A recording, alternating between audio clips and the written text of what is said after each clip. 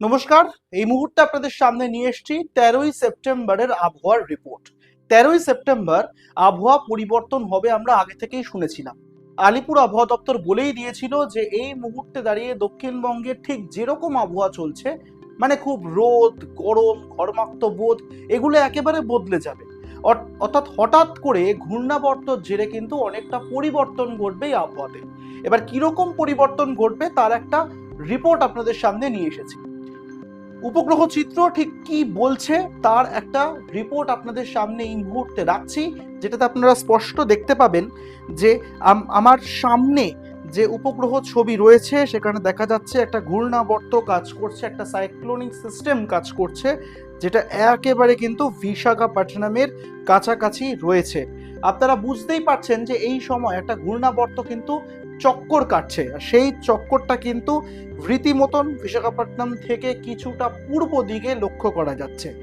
তবে বাংলা নিয়ে কতটা চিন্তা রয়েছে সেটাও এখন প্রশ্ন, তাই বাংলাতে কি ঘটছে সেই দিকে নজর রাখবো।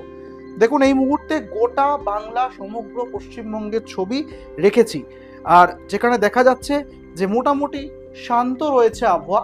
খুব একটা যে হাওয়া চলাচল করবে দ্রুত গতিতে এমনটা আক্ষরিক অর্থে বোঝা না গেলেও আপাতত দেখাচ্ছি আপনাদেরকে বৃষ্টির ছবিটা। বৃষ্টির ছবি ঠিক কিরকম থাকবে উত্তরবঙ্গের ক্ষেত্রে যথেষ্ট চিন্তার বিষয়। আলিপুর দুয়ারের ছবি আপনাদের সামনে রাখছি।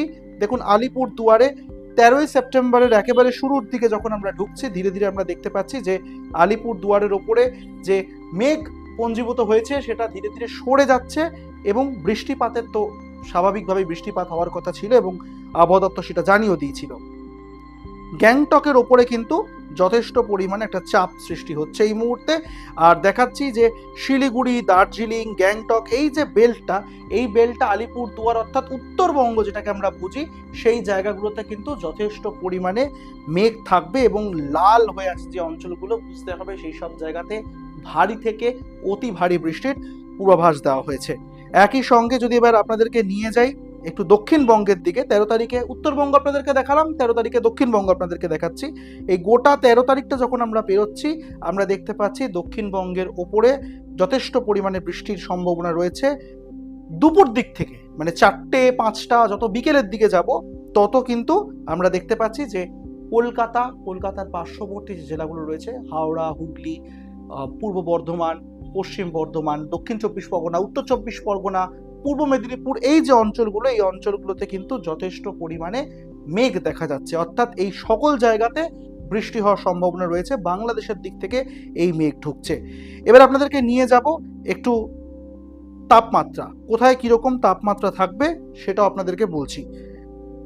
আপনাদের সামনে যে ছবি রাখছি সেই ছবি বলে দিচ্ছে যে যথেষ্ট পরিমাণে কিন্তু গরম দেখা দেবে এই গোটা অঞ্চলটায় দক্ষিণবঙ্গে। তবে উত্তরবঙ্গের ক্ষেত্রেও একটা অস্বস্তিকর গরম লক্ষ্য করা যাচ্ছে, সেটা ক্ষণস্থায়ী। যত বৃষ্টি বাড়বে তত কিন্তু সেই এলাকাগুলোতে ঠান্ডা হবে আবহাওয়া।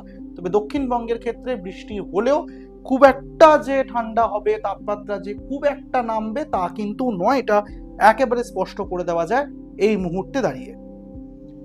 12 তারিখ থেকে একেবারে আপনারা দেখতে পাচ্ছেন 17 তারিখ পর্যন্ত একটা রেইনফল ফোরকাস্ট রয়েছে আলিপুর আবহাওয়া দপ্তর যেটা দিয়েছে। এই মুহূর্তে স্ক্রিনে রয়েছে আপনাদের সামনে। সেখানে আমরা দেখতে পাচ্ছি যে ফেয়ারলি ওয়াইড স্প্রেড রেন গোটা বাংলা জুড়ে বলা যায়।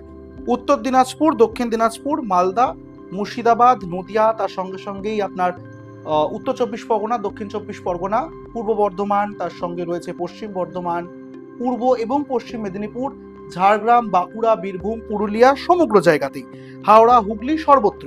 কিন্তু উত্তরবঙ্গের ক্ষেত্রে যদি নজর রাখি, উত্তরবঙ্গের যে জেলাগুলো রয়েছে, দার্জিলিং, জলপাইগুড়ি, কালিম্পং, কোচবিহার এবং আলিপুরদুয়ার, এই সকল জায়গাতে দেখতে পাচ্ছেন যে সেখানে কিন্তু ভারী বৃষ্টি হবে, ওয়াইড স্প্রেড রেনের সম্ভাবনার কথা বলা হয়েছে। আর এবার সময় নষ্ট করব না, নিয়ে যাব আপনাদেরকে 13 তারিখে ঠিক কীরকম থাকবে ওয়ার্নিং। দেখুন, ওয়ার্নিং এই মুহূর্তে একটু বিক্ষিপ্ত, কারণ উত্তরবঙ্গে আপনাদেরকে যেমনটা বলেছিলাম বৃষ্টিপাত হবে, সেখানে কিন্তু সতর্কতার কথা বলা হয়েছে। কোচবিহার এবং কালিম্পং, দার্জিলিং, তার সঙ্গে উত্তর দিনাজপুর, দক্ষিণ দিনাজপুর, মালদা, এই সব জায়গায় হলুদ সতর্কতার কথা বলা হয়েছে। আবার অন্যদিকে জলপাইগুড়ি এবং আলিপুর দুয়ার ভারী বৃষ্টিপাত হবে, ভারী থেকে অতি ভারী বৃষ্টিপাত হওয়ার সম্ভাবনা রয়েছে। কমলা সতর্কতা রয়েছে সেসব জায়গায়।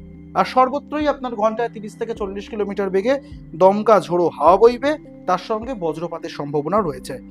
যে জায়গাগুলো ওয়ার্নিং নেই সেটা আপনাদেরকে বলি, দক্ষিণবঙ্গে বীরভূম, পশ্চিম বর্ধমান, বাঁকুড়া, পুরুলিয়া সহ পূর্ব বর্ধমান, হুগলি, হাওড়া এবং তার সঙ্গে কলকাতা, এই জায়গাগুলোতে কোনো ওয়ার্নিং দেওয়া হয়নি।